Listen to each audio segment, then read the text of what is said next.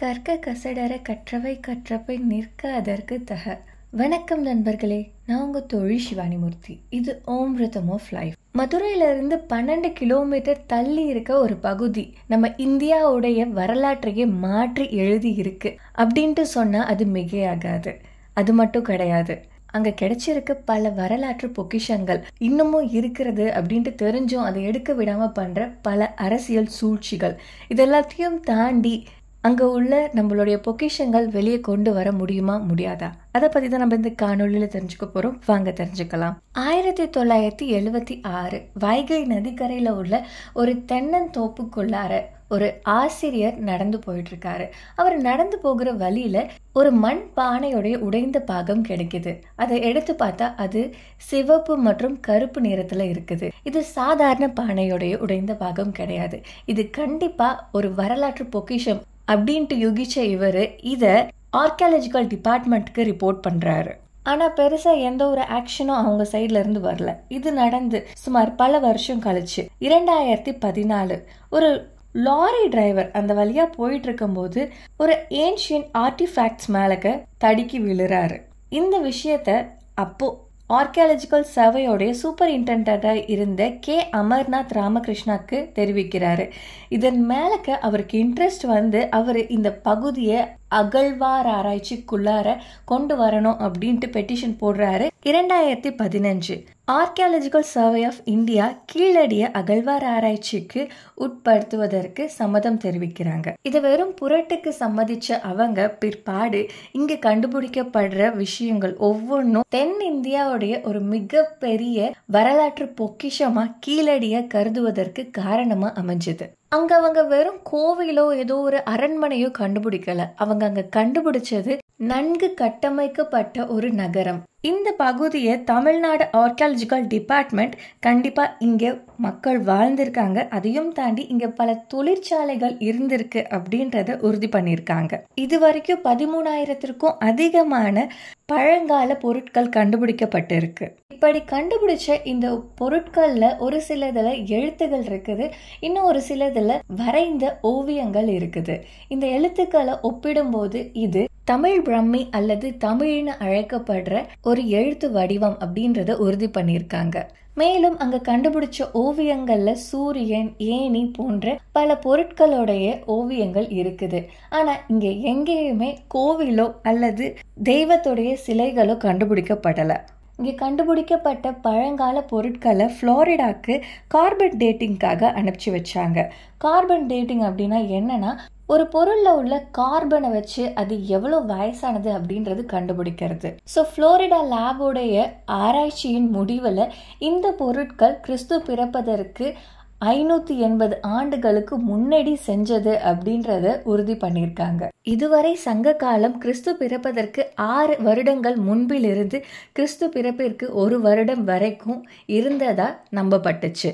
இது இலக்கியங்களை கொண்டு தீர்மானிக்கப்பட்டது. ஆனா இப்போ கிடைச்சிருக்க இந்த வரலாற்று பொக்கிஷங்களை வச்சு நம்ம பார்க்கும்போது அது அதையும் தாண்டி பல நூற்றாண்டுகள் முன்னாடி போகக்கூடியதா இருக்கு. அதுலயும் இங்க இருக்க தமிழ் பிரம்மி இருக்கு இல்லையா, சிந்து சமவெளியில கிடைச்சிருக்க எழுத்துக்களோட ஒத்து போகுது. மேலும் இந்த பகுதியில இரும்பை உருக்கிறது, துணி நெய்கிறதுக்கு தேவையான பொருட்கள் மற்றும் துணியை சாயம் பூசுறதுக்கு தேவையான பொருட்கள் போன்ற பல விஷயங்கள் கண்டுபிடிக்கப்பட்டிருக்கு. இது இங்க ஒரு தொழிற்சாலை இருந்திருக்கு அப்படின்றதுக்கான அத்தாட்சியா அமையுது. இதுல மிகப்பெரிய ஆச்சரியம் என்ன அப்படின்னா, இந்த கண்டுபிடிப்புகள் எல்லாமே வெறும் 1 வருஷத்துல கண்டுபிடிக்கப்பட்டது. ஆமா, 2015 அப்ரூவல் கிடைச்சி வெறும் 2016க்குள்ளார இவ்வளோ கண்டுபிடிப்புகள் கண்டுபிடிச்சாங்க.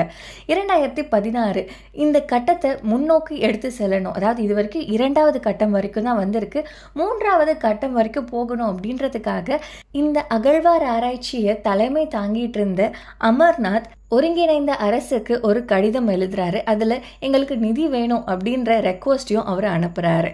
ஆனா இவருடைய இந்த வேண்டுகோள் நிலுவையில போடப்படுது. ஆனா இதற்கு பிறகுதான் ஒரு மிகப்பெரிய பிரச்சனை வருது. என்ன அப்படின்னா, அதே 2016 இந்த அமர்நாத் ராமகிருஷ்ணாவை கீழடியில இருந்து அஸ்ஸாமுக்கு டிரான்ஸ்ஃபர் பண்றாங்க. இவருக்கு பதிலா PS ஸ்ரீராமன் அப்படின்றவர் இந்த 3வது அகழ்வார் ஆராய்ச்சியை தொடங்குவதற்கு நியமிக்கப்படுறாரு. இவருடைய கண்காணிப்புல சுமார் 500 ஸ்கொயர் மீட்டர் அகழ்வார் ஆராய்ச்சி தோண்டுதல் நடந்தும் ஒரு விஷயமும் கண்டுபிடிக்கப்படல. இங்க கண்டுபிடிச்ச எந்த ஒரு ஃபைண்டிங்ஸும் பெரிய அளவுல பேசக்கூடியதும் கிடையாது.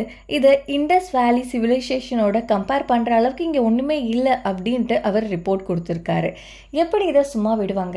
ஏன்னா வெறும் ஒரு வருஷத்துல அவ்வளோ ஃபைண்டிங்ஸை கண்டுபிடிச்ச இந்த பகுதியில இவர் ஒண்ணுமே இல்லைன்னு சொல்றது நம்பகத்தன்மை இல்லாததா இருக்குது.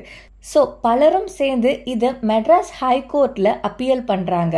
இந்த கேஸை விசாரிச்ச மெட்ராஸ் ஹைகோர்ட் என்ன சொல்றாங்கன்னா, தமிழ்நாடு கவர்மெண்ட் உங்களுக்கு இந்த அகழ்வார் ஆராய்ச்சியை எடுத்துக்கணுமா அப்படின்ட்டு கேட்குறாங்க. இதற்கு சம்மதிச்ச தமிழ்நாடு அரசு 2018 இந்த கீழடியை தன்னுடைய ஆர்கியாலஜிக்கல் டிபார்ட்மெண்ட் மூலமா சர்ச்சிங்கை ஆரம்பிக்கிறாங்க. மீண்டும் அமர்நாத் ராமகிருஷ்ணன் இந்த பகுதிக்கு அகழ்வார் ஆராய்ச்சியாளராக நியமிக்கப்படுறாரு. அதிவேகமா நடத்தப்பட்ட அகழ்வார் ஆராய்ச்சியுடைய முடிவா 2023 அமர்நாத் சுமார் 982 பக்கங்களை உடைய ஒரு ரிப்போர்ட்டை ஏஎஸ்ஐ கிட்டக்க சப்மிட் பண்றாரு. இதை தொடர்ந்து 2025 ஏஎஸ்ஐ இவருடைய இந்த ஒர்க்கை மீண்டும் செய்யுங்க அப்படின்ட்டு சொல்றாங்க. இதற்கான அவங்க சொன்ன காரணம், இங்க அவங்க சொல்லியிருக்க ஒவ்வொரு விஷயத்துக்கும் சரியான பெயர் இல்லை மற்றும் கார்பன் டேட்டிங்ல ஜஸ்டிபிகேஷன் லேக் ஆகுது அப்படின்ட்டு சொல்லியிருக்காங்க. ஆனா இவங்களுடைய மறுபரிசீலனை செய்யணும் அப்படின்ற விஷயத்த அவரு நிராகரிக்கிறாரு. அமர்நாத் அவருடைய ஆராய்ச்சியுடைய முடிவுல ஸ்ட்ராங்கா இருந்தாரு. ஏன்னா அவரு இங்க எதுவும் பண்ணல, புளோரிடால உள்ள லேப்ல கொடுத்து கார்பன் டேட்டிங் பண்ணாரு. அதோடு சேர்ந்து strategic graphy, AMS dating, visual documentation போன்ற என்னென்னலாம் முக்கியமா தேவைப்படுதோ அது எல்லாத்தையுமே முழுமையா செஞ்சுதான் அவர் சப்மிட் பண்ணியிருக்காரு. இருந்த போதிலும் செப்டம்பர் 2024 மீண்டும் நியூ டெல்லிக்கு அமர்நாத் பணிமாற்றம் செய்யப்படுறாரு. அங்கிருந்து ஒரு 3 மாசத்துல வேற ஒரு பகுதிக்கு, மீண்டும் 3 மாசத்துல நொய்டாக்குன்னு சொல்லிட்டு சுமார் 9 மாதங்கள்ல 3 பகுதிக்கு பணிமாற்றம் பண்ணப்பட்டிருக்காரு. ஆனா எதற்காக? இதற்கு அவங்க சொல்றது என்னன்னா, இது காமனா நடக்கிற பணிமாற்றம் தான் அப்படின்ட்டு சொல்றாங்க. ஆனா இது கண்டிப்பா அதனால கிடையாது. ஏன்னா அவருடைய கீழடியில கண்டுபிடிச்ச ஒவ்வொரு கண்டுபிடிப்பும் வரலாற்றை திருப்பி எழுதக்கூடியதா இருக்கு. அது மட்டும் கிடையாது, இதுவரை பெருமளவு போதிக்கப்பட்டு வந்த இந்தியாவுடைய கலாச்சாரம் மற்றும் பண்பாடு வேதிக் சான்ஸ்கிரிட்ல இருந்துதான் உருவானது அப்படின்றத முழுமையா இது நிராகரிக்க கூடியதா இருக்கிறது மட்டும் கிடையாம மாற்றி எழுதவும் போகுது அப்படின்றது தான். அது எல்லாத்தையும் தாண்டி இங்க கண்டுபிடிக்கப்பட்ட ஒவ்வொரு கண்டுபிடிப்பும் இந்தியாவுடைய முகத்தை பல்வேறு கோணங்கள்ல காட்டுது. இந்தியா ஒரு பன்முகம் கொண்ட நாடு. அது மட்டும் கிடையாது, இந்தியாவுடைய கலாச்சாரம் தென்னிந்தியால இருந்து உருவானது அப்படின்றதற்கான அத்தாட்சி இப்போ நிரூபணம் ஆகியிருக்கு.